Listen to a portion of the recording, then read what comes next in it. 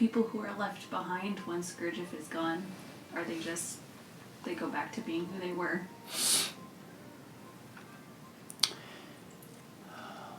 I think all of us go back eventually to being who we have been.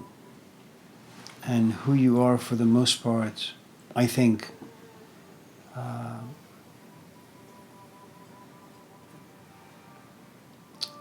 those few years that you spend with your parents, where they, mix the concrete and pour it. Who most of us are is, all the stuff you build on the concrete. If you have good concrete,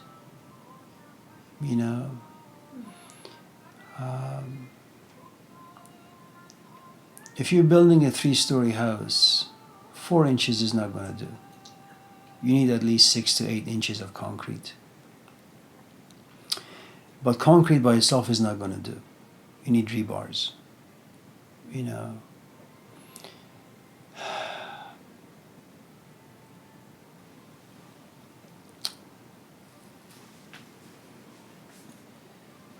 Some cultures, I think, create a 1-inch concrete. And people only are 1 inch thick. So you can't put too much on them, they'll crack.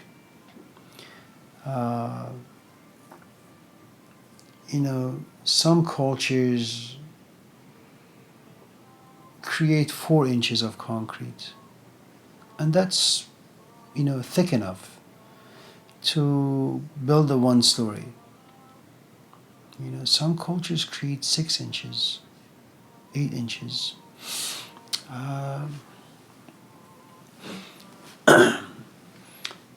In cultures where life is difficult,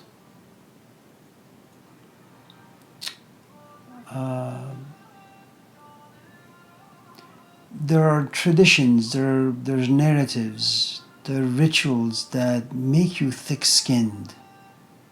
Because there are lots to complain about. You just don't do it. It's not appropriate. In a culture where there exists privilege, like here, people are like, I don't know, 1/4-inch concrete. Anything that doesn't go their way, they complain.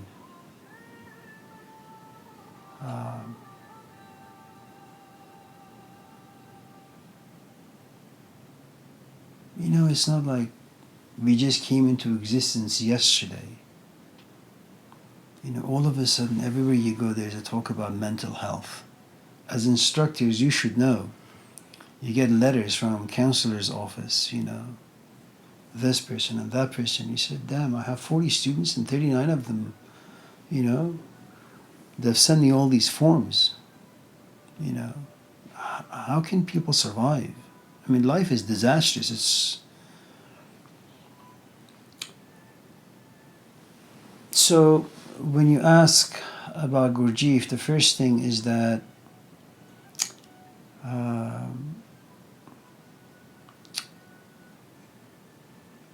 Gurdjieff and Auspensky, Russia, Armenia, these are people of the desert. Life is hard. They're camels. They're thick-skinned. Add to it, they were exposed to World War I and World War II. That makes you, if your skin is like 5 inches thick, witnessing the wars, it makes you like 20 inches thick. And all the people who work with them, I mean, you're talking about, late 19th and early 20th century,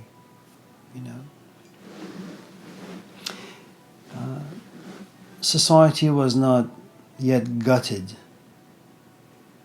emptied of religion and social etiquettes, rituals, and these are not like Westerners.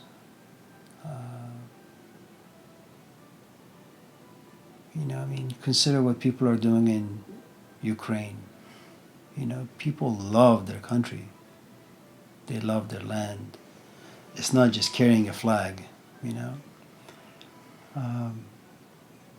So most of the people who joined came from relatively good backgrounds. And the thing about Gurdjieff was this.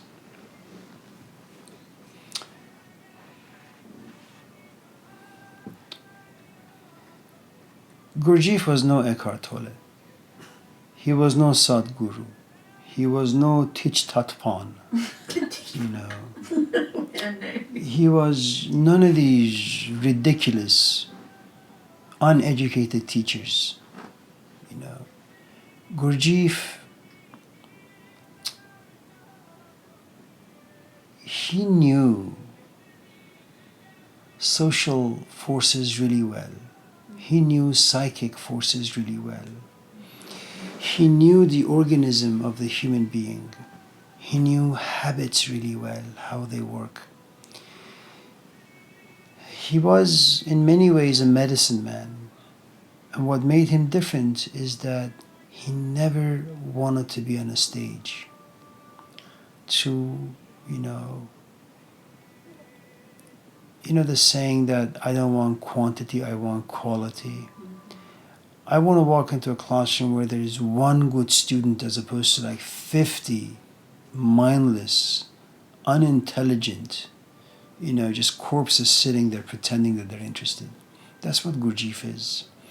Gurdjieff had another part to him, which was because he worked really, really hard for all the knowledge, insights, wisdom that he possessed. He never wanted to give anything away freely.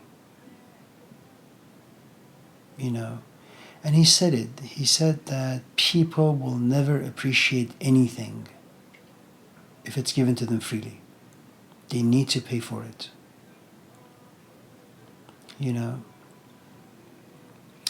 And so, his habit was that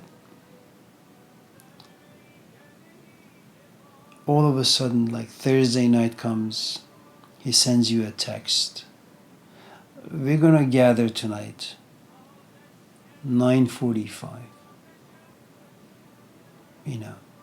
He could have sent you a text like 5 days ago, but he just sends you a couple hours before the meeting actually happens for one simple reason. Are you interested enough in yourself, in certain parts of yourself, where you're willing to sacrifice these other parts? If you're at a party, or if you have committed, made this commitment that you're going to go to this party and have a good time with your friends, Gurdjieff says, okay, well, come to the church on, Del Paso on 45th. Well, damn, you've been to that church. There is the statue of Jesus. It's really sad looking. Every time you go there, you want to just like cry. Well, who wants to go there? If you can be somewhere and move your body and dance, have a good time, why would you want to go to a church? Then there is Gurdjieff, who doesn't tell you fun things. He makes you work really hard.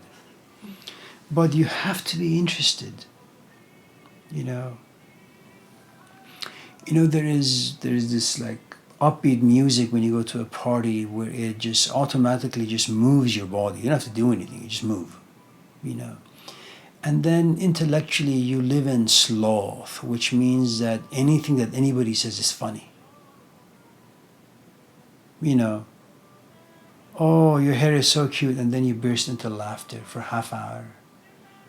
And then you say, oh, you got such a great looking nose, another laughter for 25 minutes. This is great stuff, You say, oh, my hair, what kind of stupid comment is that? Shut your mouth, Because that's what it is, because you need reflection to ruin fun.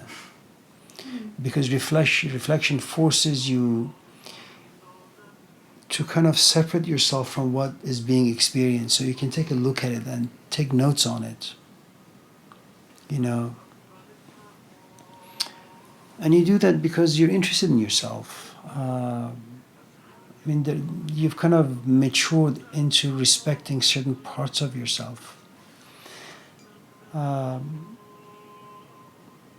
And so to be around Gurdjieff, you know, I mean, the first couple of pages of the book In Search of the Miraculous, it's really interesting. So Auspensky is this well-known person in Moscow, you know, and then he wants to meet Gurdjieff. And Gurdjieff says, okay, well, I'll meet you in this coffee shop. And you know, it's like a zoo there. You know, it's loud, it's busy, and it's done for a purpose. You know, if next time you go out on a date, I mean, when you go out on a date and take your date to a bar or a coffee shop where it's filled with attractive women, take him there. And you will realize how difficult it is for your date to focus on you. And then it's going to be equally difficult for you to contain your emotions. You know, you're here on a date with me. Why the hell do you keep looking there and looking there? What's your problem? You know, and then your emotions eventually will get a hold of you. You'll pack your bag and you'll just leave. You know. And so Gurdjieff takes Auspensky to a coffee shop that, you know, it's like San Francisco. It's busy. And it's a test. You know, Auspensky doesn't look around, and it doesn't fidget, just pays attention. You know, and that's a great student, where he refuses to be distracted. Granted, he's a man. Granted, he's a little older. Granted, he's always enjoyed, you know, such things, the things that Gurdjieff talked about and was interested in. But he refused to be distracted because he was looking for something, you know. And so he made things very, very difficult.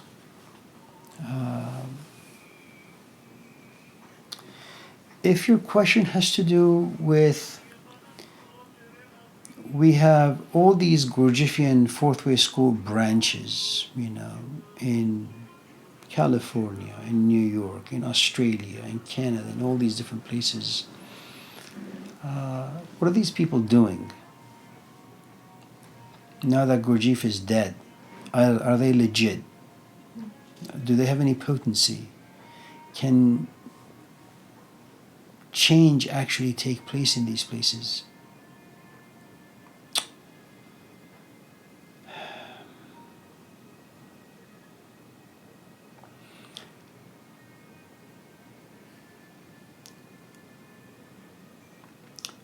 You know, once a teacher dies, all you're left with is the skin.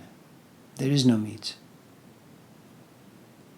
You know, a few days ago, Yusuf asked for a banana, and I had just eaten it, and the only thing that was left was the skin. So I very cleverly taped the skin together, and you know, he got very, very excited. And then he peeled it only to realize there is only air in it. There's nothing in it. And then, you know, he said, you lied to me. He said, well, I didn't really mean to. You know, and that's what it is. And even that takes all these different stages to come to the place of disappointment. Do we have banana? I say yes. Can you bring me a banana? I say yes. And so anxiously he waits. I mean, just imagine all sorts of fantasies. And depending on how much he enjoys bananas, of course. You know, that the banana, you know, he eats it and it tastes really good and he goes for the second bite and third bite. All these fantasies are taking place. And then you give it to him. And he's about to jump up in joy, you know. And then he peels it. There is nothing in it. Uh,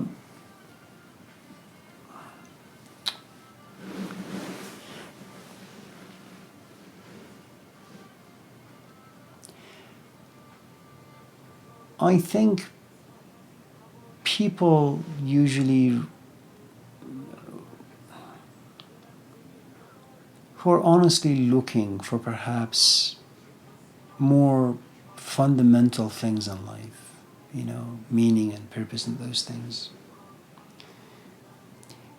If you really get to that place,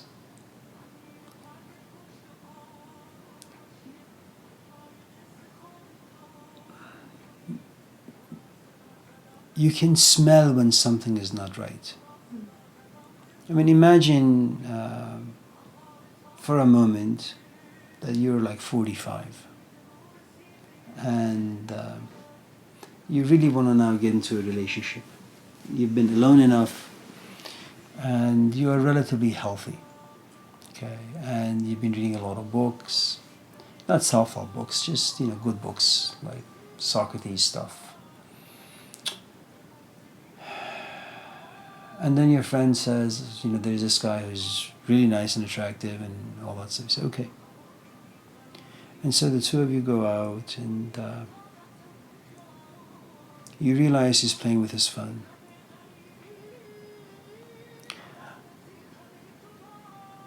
You're not 25 anymore with those needs. And because you're able to live with yourself, and you don't have those primitive needs of just having someone in your life just to have them. You kind of look at the guy and say, we've been sitting here for about half hour. 20 of those minutes, you've been preoccupied with your phone.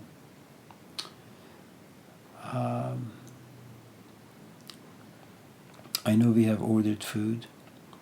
I just need to go. I'll pay for my share.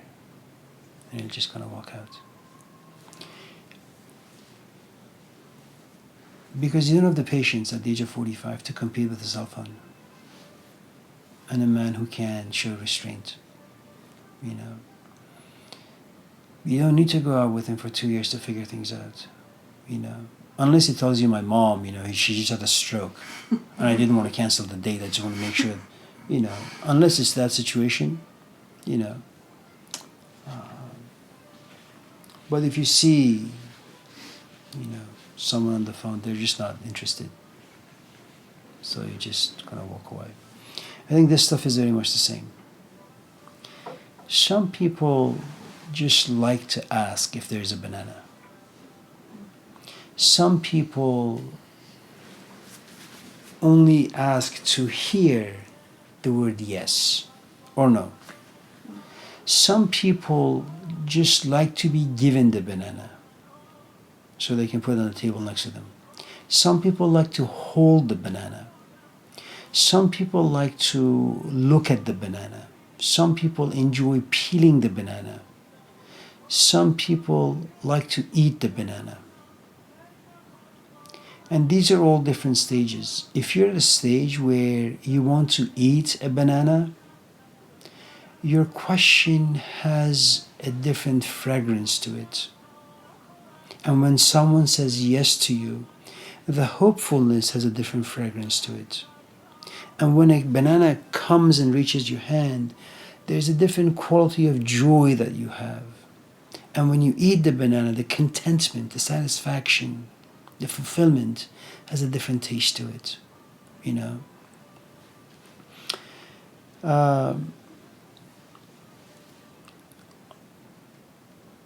I think when you kind of become like a Llewellyn Vaughan Lee or Inayat Khan or,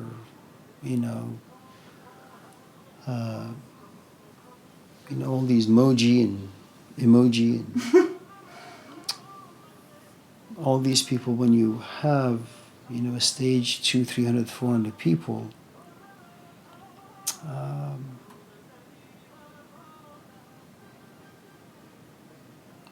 especially if you live in a culture where such things have become fashionable, you realize people just like to ask. And if you're any good at what you're doing, if you're like a Jesus Christ on the podium giving a talk, you have come to understand how difficult the art of listening is. You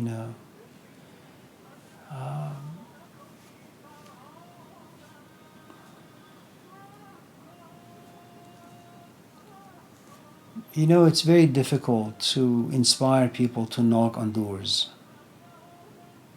You know the saying in the gospel, knock on the door shall be opened unto you, ask and you shall be given.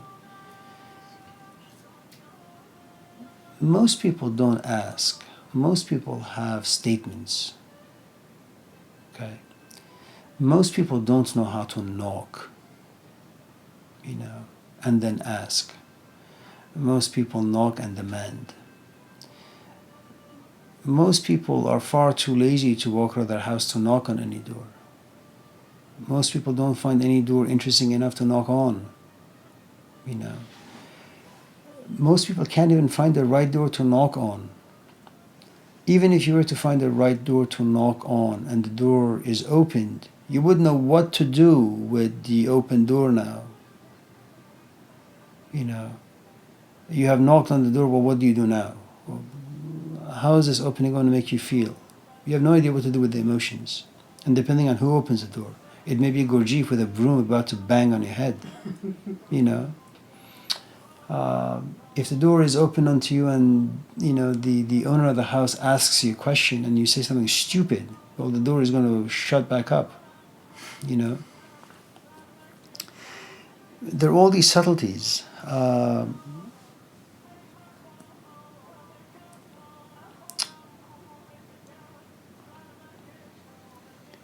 I think if you want to be effective, and that's kind of subjective, but I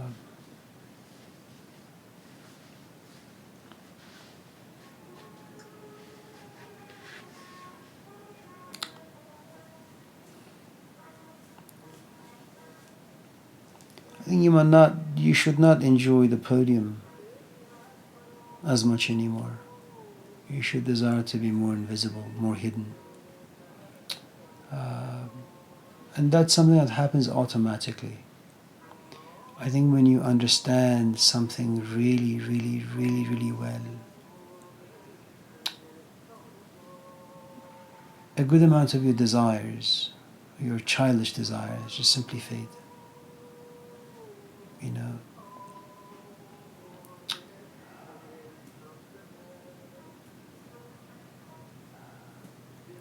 When, for example, you realize, say, as the fourth moth, that not too many moths out there can actually be consumed by the flame,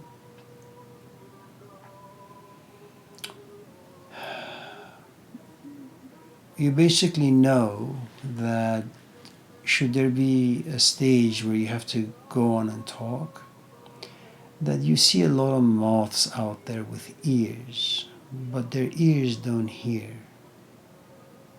So you kind of just go out there and crack some jokes, and then you go home,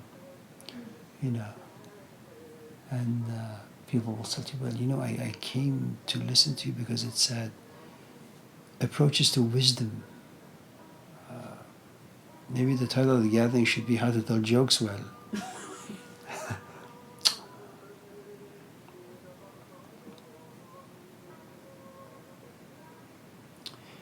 I think that's true for almost everything. Whenever you really know what it is that you want, your circle becomes very, very, very small.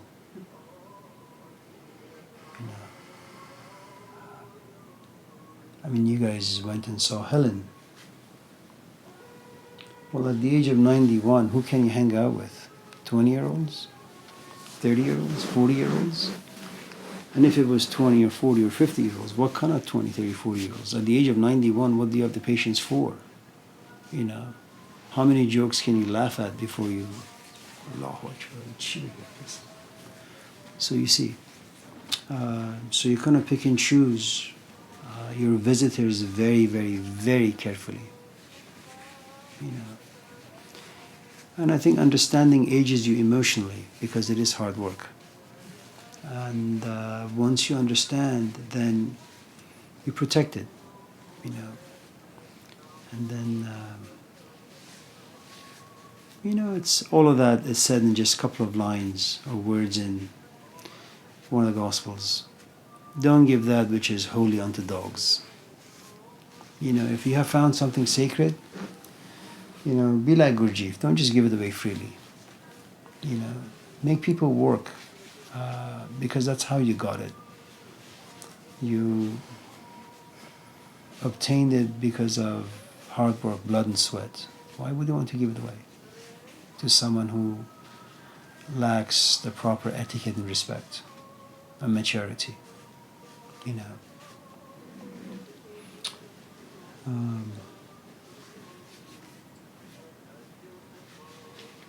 And in many ways, you know, it really depends on how you see yourself, how you see your time, how you see your energy.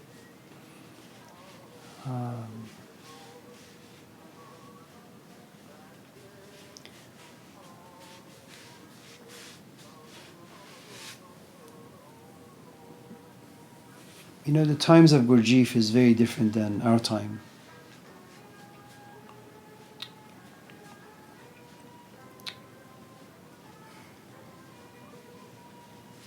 You know, when you go around the classroom of 40 students and half of them raise their hands saying, you know, my parents divorced when I was like 2 months old, or I smoke every day, or I drink every day, or I watch porn every day, or I have 5 jobs. Well, you know, okay, so you have some interesting ideas. Where are you going to plant them? You know, so whatever Gurdjieffian, you know, groups are out there,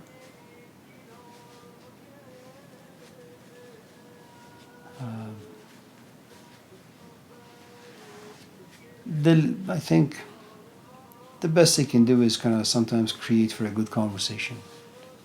Instead of going to coffee shops and talking about stupid things, like, did you watch 49ers this weekend? You say, what do you think about self-remembering? That's an interesting conversation. It's ridiculous, but still it's a bit more interesting than 49ers.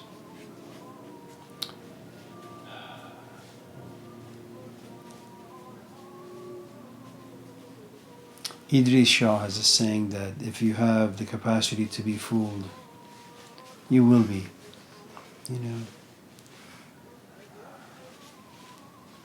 That if there are still parts of you that deceives itself, then you'll be deceived.